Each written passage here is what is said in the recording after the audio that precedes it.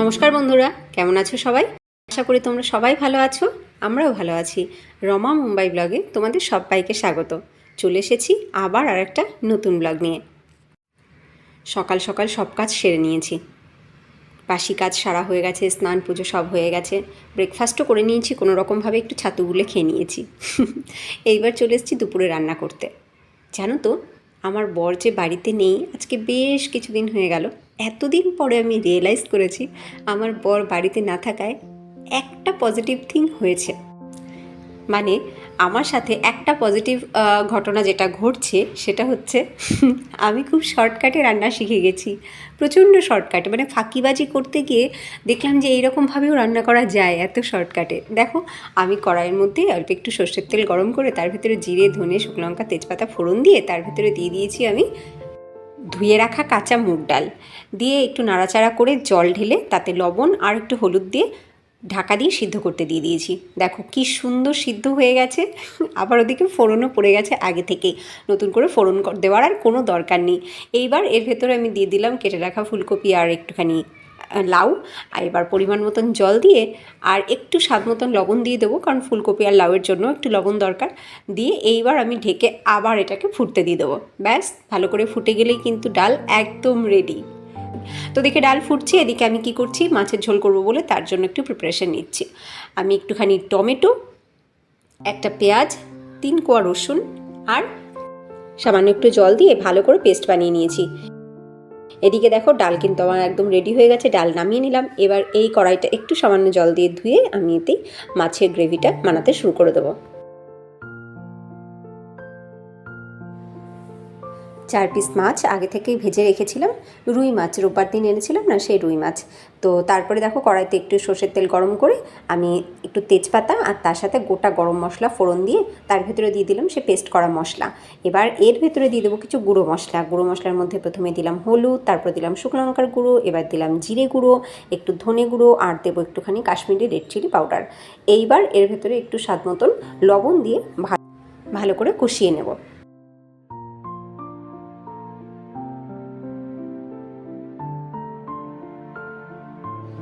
দেখো খুব সুন্দর করে কষানো হয়ে গেছে। এবার এতে জল অ্যাড করতে হবে। তো প্রথমে আমি মিক্সচার গ্রাইন্ডারের বাটিটা ধুয়ে আমি সেই জলটা অ্যাড করেছি, তারপরে আমি অন্য জলও কিছুটা অ্যাড করেছি।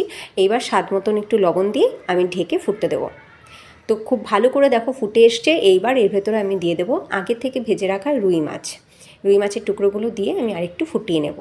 এই রকমভাবে রুই মাছ তোমরা রান্না করে খেয়ে দেখো, তারপর আমাকে জানিও। একদম সেই নিমন্ত্রণ বাড়ির রুইয়ের কালিয়া বা কাতলা কালিয়া যেটা সার্ভ করা হয়, ঠিক সেই রকম টেস্ট আসে। তবে এতে আমি চারমগজ বাটা বা কাজু বাটা কিছু দেইনি, ওই দুটো অ্যাড করলে কিন্তু আরও টেস্ট বেড়ে যাবে। তো আমি এতে এখন একটু গরম মশলার গুঁড়ো ছড়িয়ে নামিয়ে নিলাম। আমার গ্রেভি একদম রেডি। এইভাবে কিন্তু দারুণ টেস্টি হয় খেতে রুই বা কাতলা মাছ। একবার করে খেয়ে দেখো তোমরা। বসে গেছি আমি খেতে, আমার ছেলে এখনও আসেনি।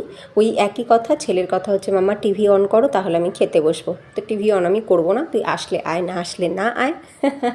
তো যাই হোক, আমি আমার খাবার নিয়ে নিয়েছি। এবার ছেলের ভাতটাও আমি একটু মেখে দেবো, তার কারণ ছেলে তো সবজি খাবে না, না আমি খাওয়াবোই। কী করে খাওয়াবো দেখো, ও আসার আগে আমি ভালো করে মেখে রাখবো লাউ আর ফুলকপি দিয়ে।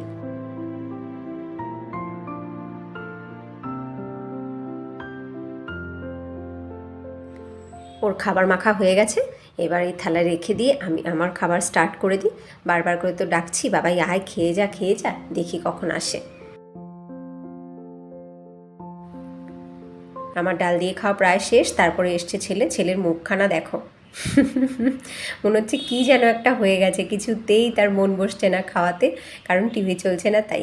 যাই হোক, টিভি অভ্যাসটাকে ছাড়াতেই হবে, নইলে ওর খাওয়াটা তাড়াতাড়ি হবে না। খাওয়ার সময় খাওয়ার দিকে মন থাকবে, তাই না? মাছের ঝোলটা সত্যি খুব ভালো হয়েছে। আমি তো দারুণ খেলাম। আমার খাওয়া হয়ে গেছে, আমি এবার এগুলো নিয়ে চলে যাব। ওকে মাছের ঝোলটা দিয়ে আমি টেবিলটাকে পরিষ্কার করে ফেলি। ছেলে এখনও খাক। দেখো তবু কিন্তু আজকে তাড়াতাড়ি খাওয়া হলো, মানে আমার খাওয়া হতে হতে ওর কিন্তু ডাল দিয়ে খাওয়া হয়েও গেল। টিভিটা না চললে সব তাড়াতাড়ি হয়, আর টিভিটা চললে কোনো কিচ্ছু তাড়াতাড়ি হয় না। যাই করুক, ওই টিভির দিকে হাঁ করে তাকিয়ে থাকে। দেখো এবার মাছের ঝোল দিয়ে একা একাই মেখে একা একাই খাচ্ছে, আমি আজকে মেখেও দিলাম না মাছের ঝোল দিয়ে।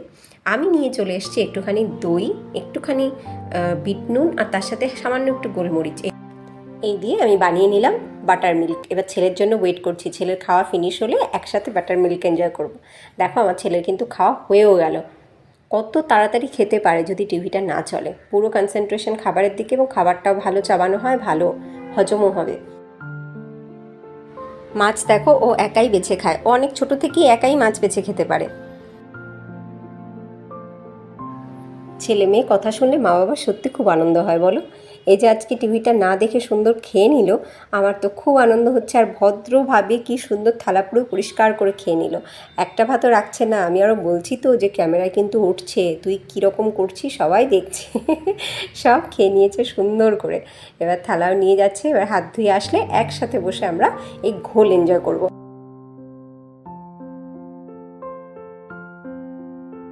সত্যি যা গরম পড়েছে, এই গরমে একটু এরকম দইয়ের শরবত বলো বা দইয়ের ঘোল বলো বা লস্যি, এইগুলো সত্যি খুব খাওয়া আমাদের শরীরের জন্য ভালো।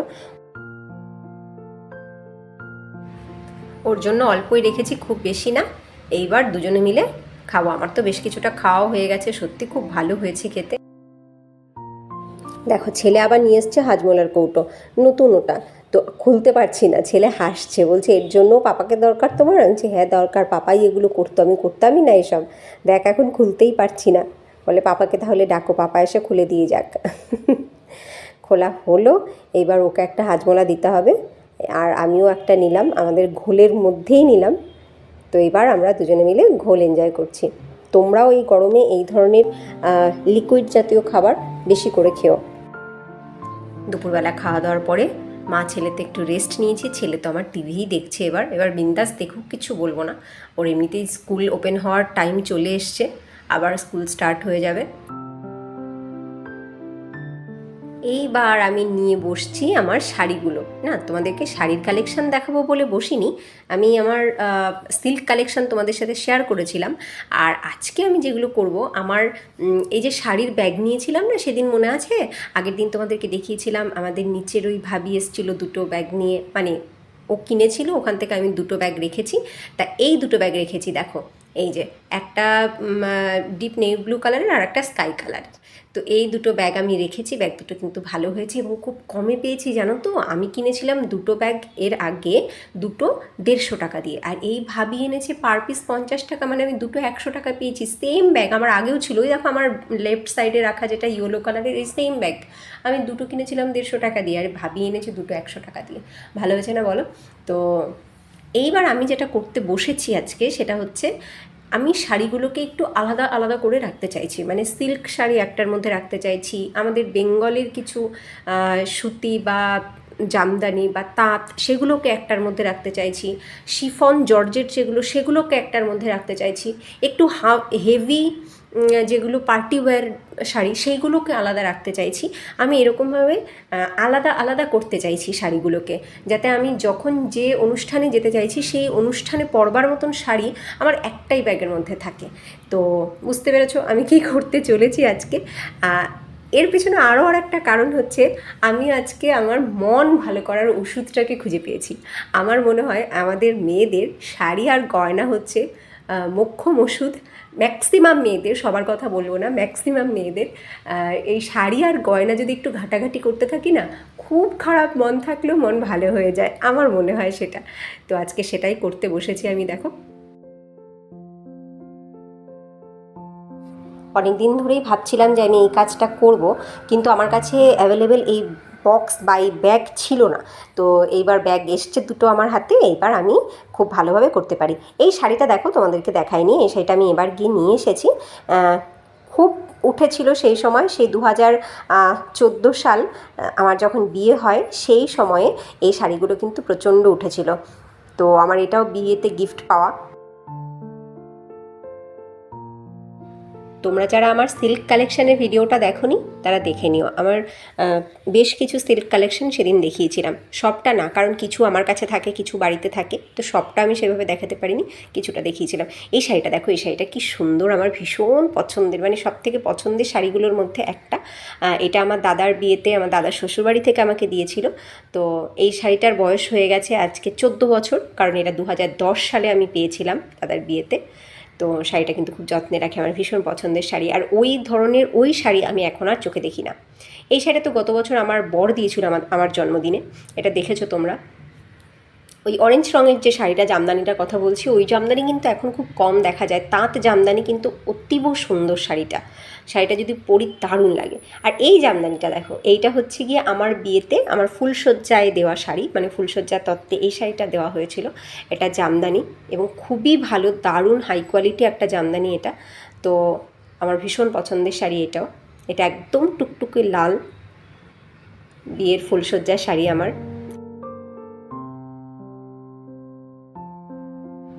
আমাদের এই নতুন ফ্ল্যাটে গৃহপ্রবেশের যে পার্টিটা দিয়েছিলাম সেই দিন পরেছিলাম এই শাড়িটা। সেই ভিডিওটা যারা দেখেছো তারা দেখেছো এই শাড়িটা পরতে আমায়।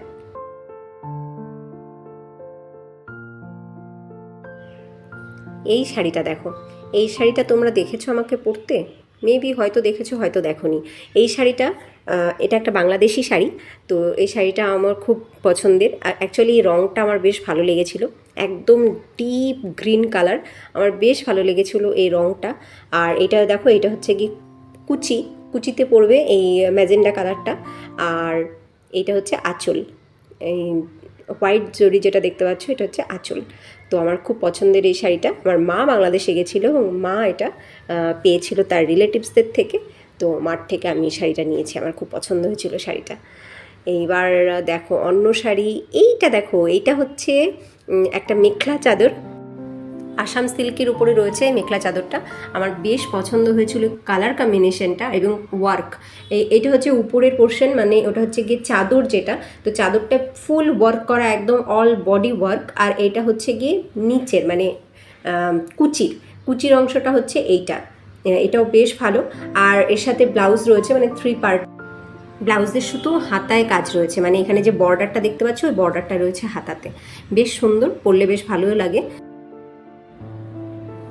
এইবার আমার সব শাড়ি ঠাড়ি বার করা হয়ে গেছে, বেশ কিছুটা বার করে ফেলেছি। এইবার আমি ভরতে শুরু করি। দেখো নতুন ব্যাগটা আমি খুললাম, এই ব্যাগগুলো কিন্তু খুব ভালো, যারা ইউজ করো তারা জানো যে এগুলোতে শাড়ি রাখলে বেশ মজা, শাড়ি নিতে এবং রাখতে, এবং শাড়ি খুব ভালো থাকে এভাবে রাখলে।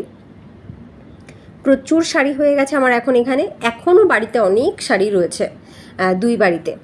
তো এবার আমি কি করছি দেখো, প্রথমে যে সুতির কালেকশন বা তাঁত বা জামদানি রয়েছে, বেঙ্গল স্পেশাল শাড়ি, সেইগুলোকে একটার মধ্যে রাখছি।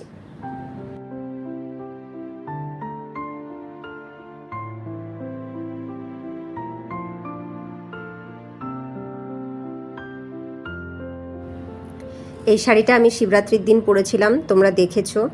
আর এইটা সরস্বতী পুজোর দিন পরেছিলাম, যারা ভিডিও দেখেছো তারা জানো।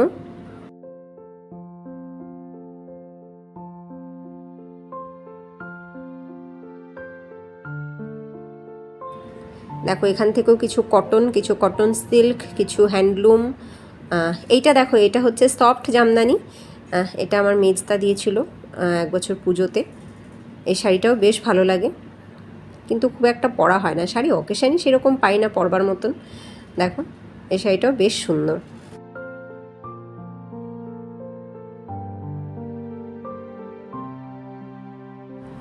যারা আমার ভিডিও আগে থেকেই দেখো তারা এই শাড়িটা আমাকে পরতে দেখেছো, এটা আমার ভীষণ পছন্দের একটা শাড়ি, ভীষণই পছন্দের একটা শাড়ি। আর এটা হচ্ছে কেরালা কটনের উপর আমি নিজে ওয়ার্ক করেছিলাম। এই লাল সাদা যেটা দেখছো ওটা সাদা নয়, অফ হোয়াইটের উপরে আমি নিজে হ্যান্ড প্রিন্ট করেছিলাম ওটা ফেব্রিক কালার দিয়ে। এইবার আমি এই ব্যাগটার মধ্যে রাখবো শিফন বা জর্জেটের শাড়িগুলো।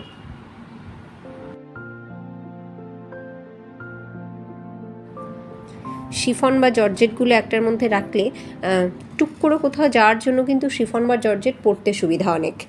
এটা দেখো, এটা পিওর সিল্ক, এটা আমি বিয়েতে গিফট পেয়েছিলাম, 10 বছর বয়স হয়ে গেছে শাড়িটার, খুব পছন্দের একটা শাড়ি এটা আমার। এটা বাদনি ওয়ার্ক করা বাদনি শাড়ি, গুজরাট থেকেই আনা। তো এই শাড়িটাকেও রাখলাম। এর উপরে রাখলাম এটা একটা পিওর জর্জেটের শাড়ি।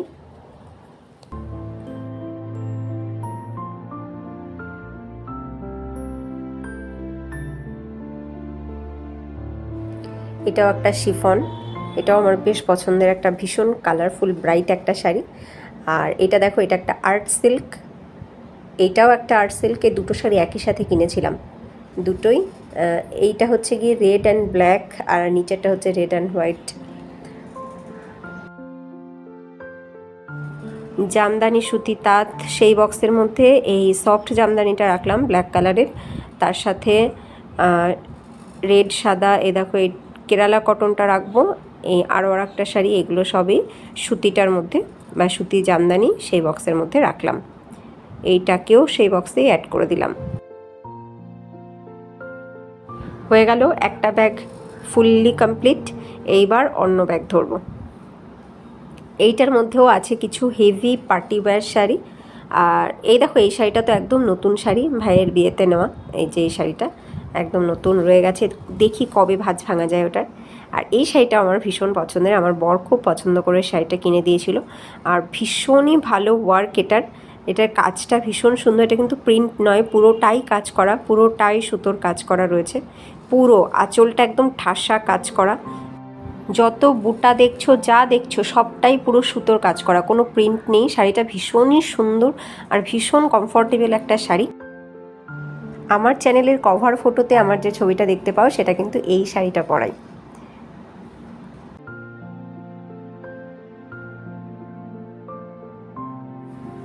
এই শাড়িটা দেখো, এই শাড়িটা আমি লাস্ট পরেছিলাম আমার বর যেদিন আমাকে দেখতে গেছিলো সেই দিন।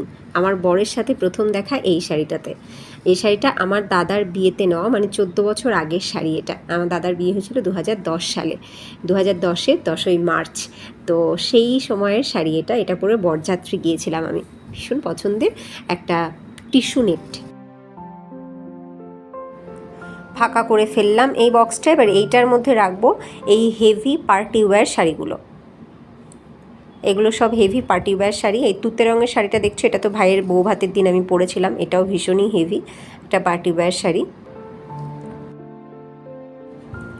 এই দেখো, এই একটা শাড়ি, এটাও একটা পার্টি ওয়্যার শাড়ি। এটা দেখতে খুবই সুন্দর কিন্তু পরতে অতটা কমফোর্টেবল নয়, একদম পিওর জর্জেটের একটা শাড়ি, একদম টুকটুকে লাল, নতুন বউয়ের শাড়ি।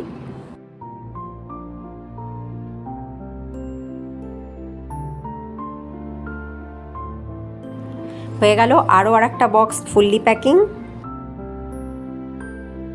এইবার যে দুটো ব্যাগ পুরোপুরি অ্যারেঞ্জড হয়ে গেছে, সেই দুটো ব্যাগকে আমি একপাশে রেখে দিচ্ছি। এইবার শিফন, জর্জেট এগুলোকে এক জায়গা করছি। এই দেখো, এটাও একটা শিফনের শাড়ি, এটাও গুজরাট থেকে কেনা ছিল আমার, কাচ্চি ওয়ার্ক করা সম্পূর্ণ। এটাও রেডি হয়ে গেল। দেখো, 3টে বক্স কিন্তু একদম রেডি হয়ে গেল। এইবার 4 নম্বর বক্স নিয়ে পড়ব। এই বক্সটার মধ্যে রাখছি কটন সিল্ক, যেগুলো পিওর কটন নয় আবার পিওর সিল্ক নয়, কটন সিল্ক যেগুলো বা সেমি সিল্ক, সেগুলোকে এর ভেতরে রাখছি।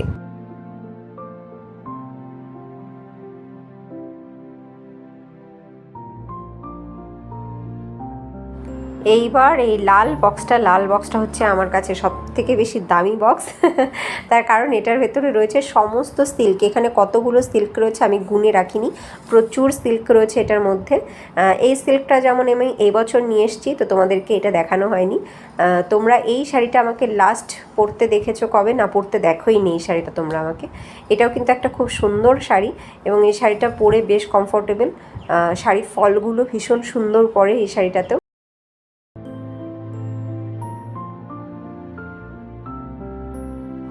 এই বক্সটা প্রচণ্ড ভারী আর সব সিল্ক রয়েছে এর ভেতরে, তো খুবই ভারী। আর কতগুলো যে শাড়ি আছে আমি নিজেও জানি না। তো যাই হোক, এখান থেকে এই শাড়ি দুটোকে আলাদা রাখছি। আমার শাড়ি আমার ভীষণ প্রিয়, আর শাড়ি আমার কাছে সব থেকে সুন্দর পোশাক। তো সেই শাড়ি আমি খুব যত্নে রাখি। শাড়ি কী করে ধুতে হয় বাড়িতে, সিল্ক শাড়িও কী করে বাড়িতে ওয়াশ করা যায় সেটা আমি তোমাদেরকে দেখাবো। আমি নিজে কিন্তু আমার নিজের শাড়ির যত্ন নিজেই নেই। তো নিজে আয়রনও করি কখনো কখনো, আবার ওয়াশ নিজেও করি। তোমাদেরকে আমি অবশ্যই দেখাবো সিল্ক শাড়ি বাড়িতে কী করে ওয়াশ করা যায়। আমি আমার শাড়িতে নিজেই ফলস পাড় লাগাই, আর যেগুলোতে আঁচল পিকো করবার থাকে না, শুধুমাত্র কোমরের জায়গাটা সেলাই করার থাকে, আমি নিজেই করে নিই। যেটার আঁচল পিকো করার থাকে সেটা দোকান থেকে শুধু পিকোটা করিয়ে আনি। কখনো আমি নিজে হাতেও পিকো করে নিই, আর ফলস পাড় তো দোকানে আমি কখনোই দিই না, আমি নিজেই ফলস পাড় লাগাই।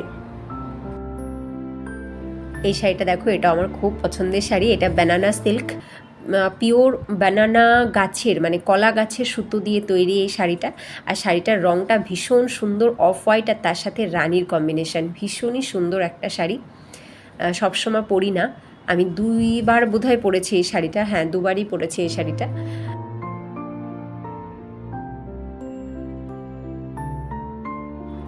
হয়ে গেল 4 নম্বর বক্স তো রেডি। এইবার 5 নম্বর মানে এই সিল্ক কালেকশনের যে বক্স, এইটার মধ্যে ওই শাড়ি দুটোকে রেখে দিই। ভেবেছিলাম রাখবো না, বক্সটাকে একটু হালকা করব, কিন্তু না, সিল্ক দুটোকে সিল্কের মধ্যেই রেখে দিই। এই সব শাড়ি আমার এত পছন্দের, এত ভালো লাগার, আমার শাড়ি ভীষণ ভালো লাগে, কিন্তু শাড়ি সবসময় পরবার মতন অকেশন আমি খুঁজে পাই না। তো শুধু বার করি, ভাঁজ করি, আবার রেখে দেই, দেখি আবার গুছিয়ে রেখে দেই, এই আমার চলতে থাকে। তবে এইগুলো নাড়াচাড়া করলে কিন্তু আমার মন ভীষণ ভালো হয়ে যায়, ভীষণ ভালো হয়ে যায়। হয়ে গেল আমার ব্যাগগুলো অ্যারেঞ্জ করা। 5টা ব্যাগ অ্যারেঞ্জ করেছি। 4টে ব্যাগের মধ্যে আমি 9 থেকে 10টা করে শাড়ি রেখেছি, আর সিল্কের মানে এই লাল বক্সটার মধ্যে বেশি শাড়ি আছে, ওটাতে 15টার মতন শাড়ি আছে একসাথে, আর বাকিগুলোতে 9 থেকে 10টা করে। এইবার সবগুলো একটু হালকা করে রাখা হয়েছে। আগে 3টে ব্যাগ ছিল, খুব টাইট ছিল। এইবার তোমাদেরকে দেখাই আমার ওয়ার্ড্রবে রাখার পরে কেমন লাগছে দেখতে। দেখো, পরপর করে এখানটাতে 3টে বক্স আছে, 3টে বক্সে শাড়ি আছে, আর নিচে আরও 2টো বক্স আছে, তাতে শাড়ি আছে। এই দেখো, এই 3টে বক্সে শাড়ি আছে। এই লেফট সাইডের নিচেরটাতে বেডশিট। এই ব্যাগগুলোতে শাড়ি রাখলে অনেক সুবিধা। শাড়িতে যেমন কোনো পোকামাকড় ধরতে পারবে না, কোনো ধুলোবালি লাগবে না, শাড়িগুলো যেমন রাখবে ঠিক তেমনই থাকবে, খুব যত্নে থাকে। এবং সামনে যেহেতু ট্রান্সপারেন্ট কাগজ লাগানো থাকে, সেই কারণে শাড়িগুলো কিন্তু খুব সুন্দর দেখা যায়। কখন কোনটা দরকার বা কোন অকেশানে যাওয়ার জন্য কোন শাড়ি পরতে চাইছো, সেটা খুব ইজিলি আমরা নিয়ে নিতে পারি।